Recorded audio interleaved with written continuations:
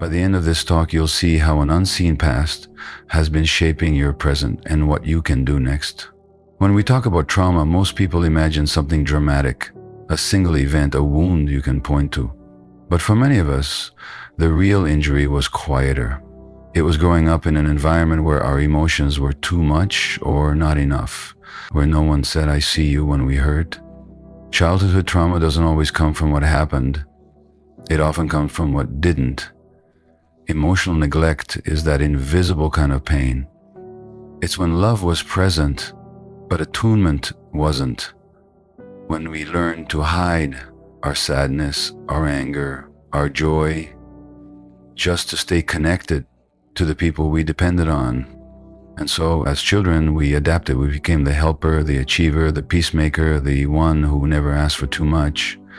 These weren't flaws. They were forms of intelligence. Our nervous system did exactly what it was built to do. Keep us safe, keep us attached, make sure we survived. We learned to scan for danger in faces, to read moods before words were spoken, to anticipate rejection and soften ourselves so it wouldn't hurt as much. Those adaptations worked. They kept us connected to the only love we had, even if it cost us parts of ourselves.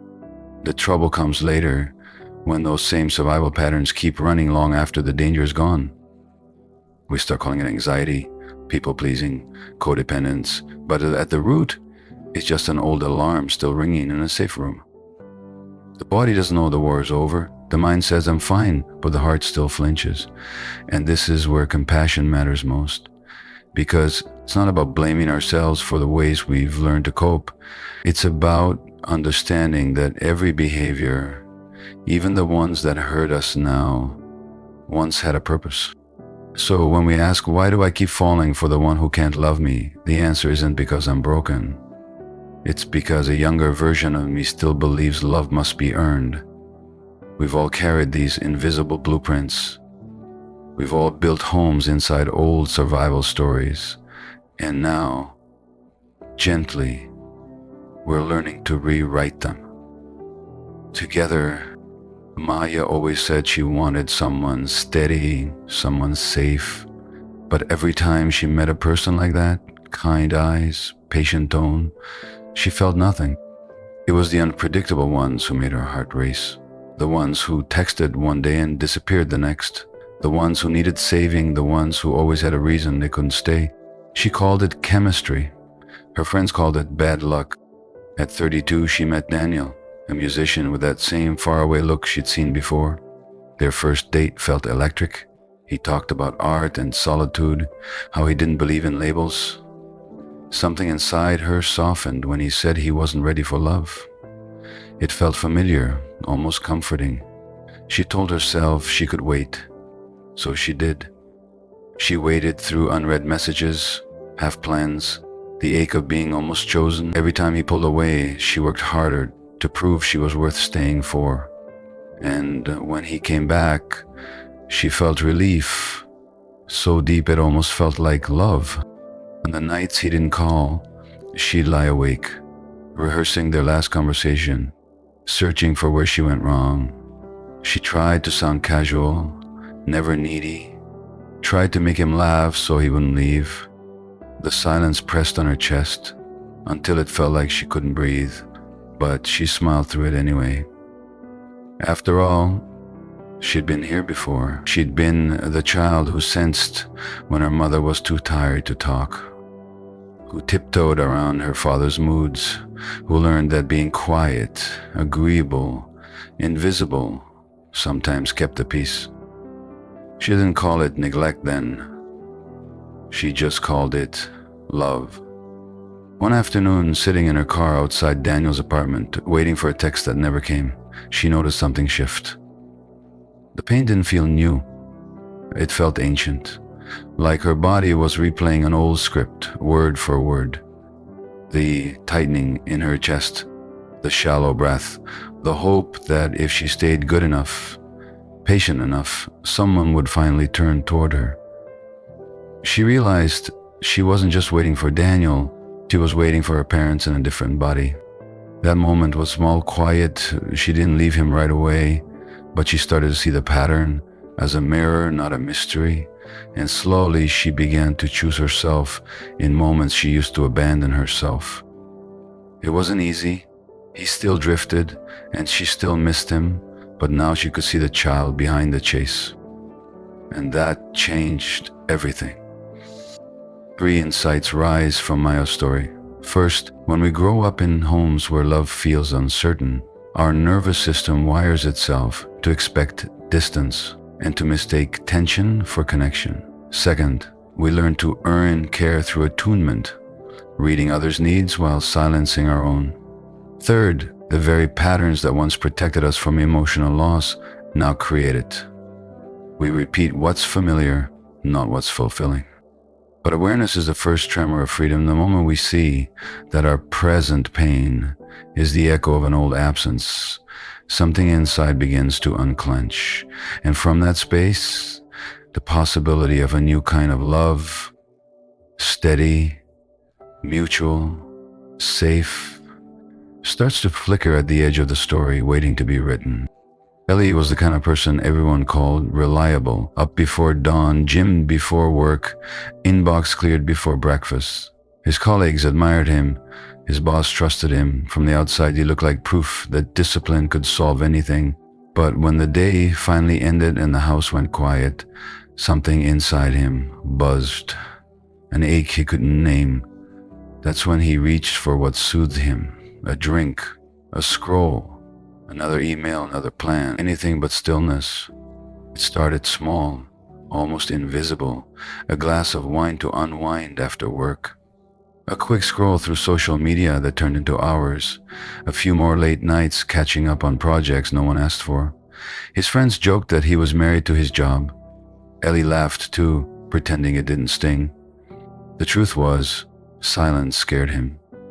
The hum of productivity was the only thing that kept the emptiness from rising. On weekends, he tried to relax. He'd sit on his couch, phone in hand, and feel his stomach twist at the thought of doing nothing. So, he'd pour another drink, check another notification, reply to another email. Each small action numbed him just enough to avoid the question lurking beneath it all. What would happen if I stopped? If I let the feelings I keep outrunning finally catch up? One night, he couldn't sleep. He opened his laptop to distract himself, but his vision blurred from exhaustion.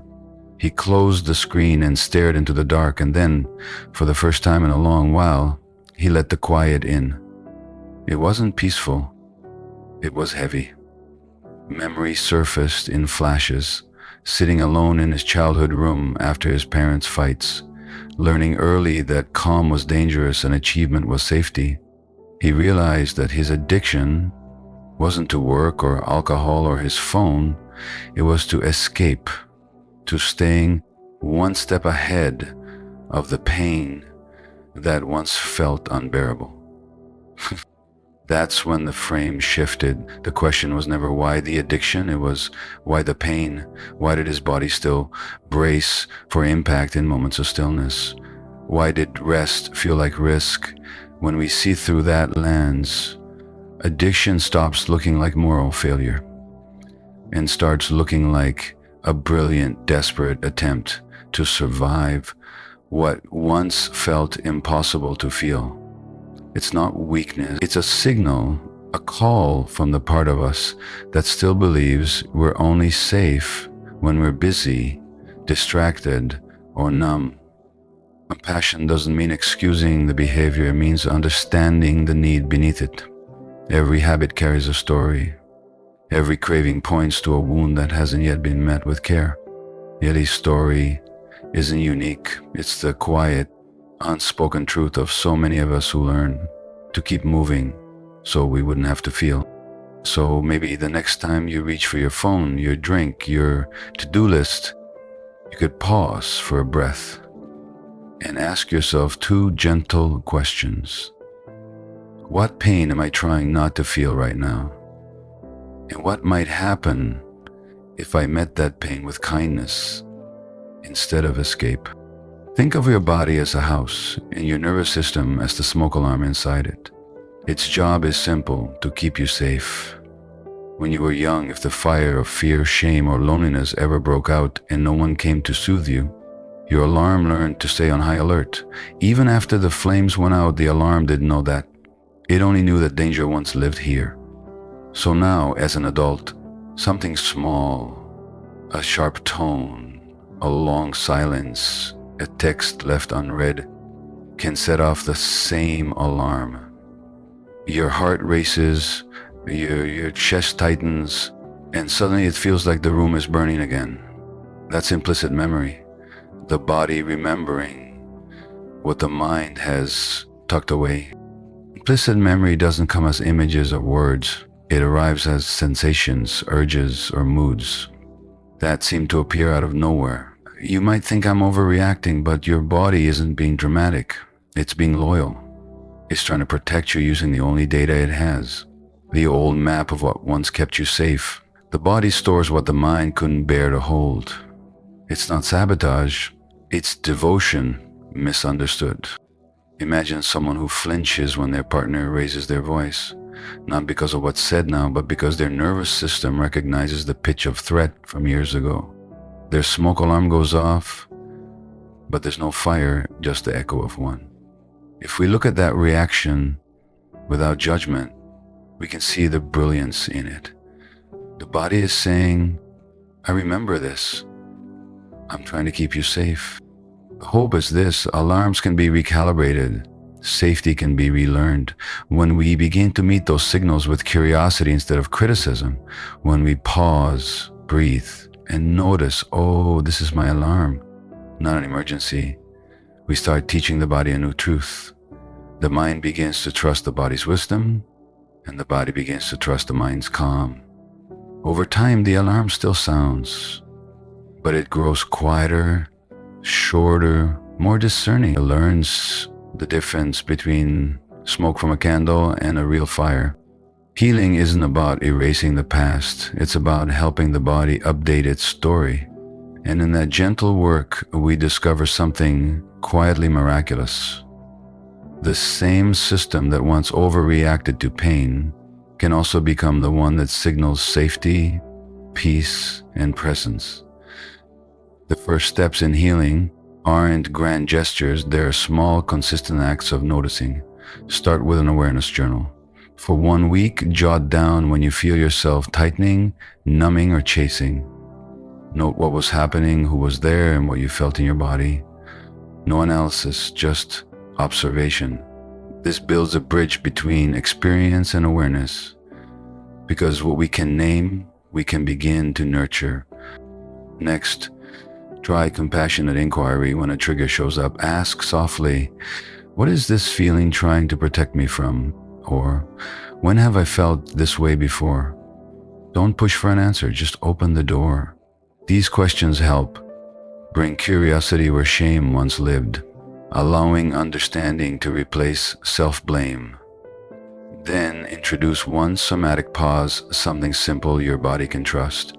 Maybe it's 3 slow breaths, feeling your feet on the floor, or looking around the room and naming what you see. These small, grounding moments remind your nervous system that you're here now and that this moment is different from the past. Over time, that pause becomes a signal of safety your body can recognize. Choose one boundary to practice this week. It could be as small as saying, I'll need to think about that before agreeing to something. Boundaries are how we teach both others and ourselves that our limits matter.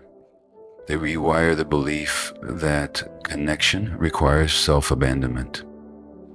Each small boundary is an act of self-trust. Finally, reach for one safe connection, a friend who listens without fixing, a support group, or a therapist. Healing happens in the presence of safety. We can only repattern what was broken in relationship through relationship.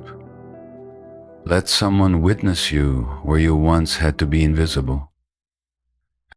Each of these steps matters because they reintroduce choice where there was once only reaction. They teach your body and mind that you're no longer trapped inside the old story. You're the one writing it now. If, while practicing these steps, you notice overwhelming emotions, flashbacks, or physical distress, it's wise to seek guidance from a licensed mental health professional. Support isn't a sign of weakness. It's a way of walking this path with safety, care, and company. Both Maya and Ellie carried their pain like roots grown in darkness, reaching, twisting, doing whatever they could to survive. But now, as awareness and compassion begin to touch those buried places, something starts to shift. Imagine light slowly rising through cracked roots, not forcing growth, but warming it. This is how healing moves, quietly, at the pace of safety. Each small pause, each boundary, each honest moment of noticing is a thread of light traveling deeper, telling the body it's safe to soften.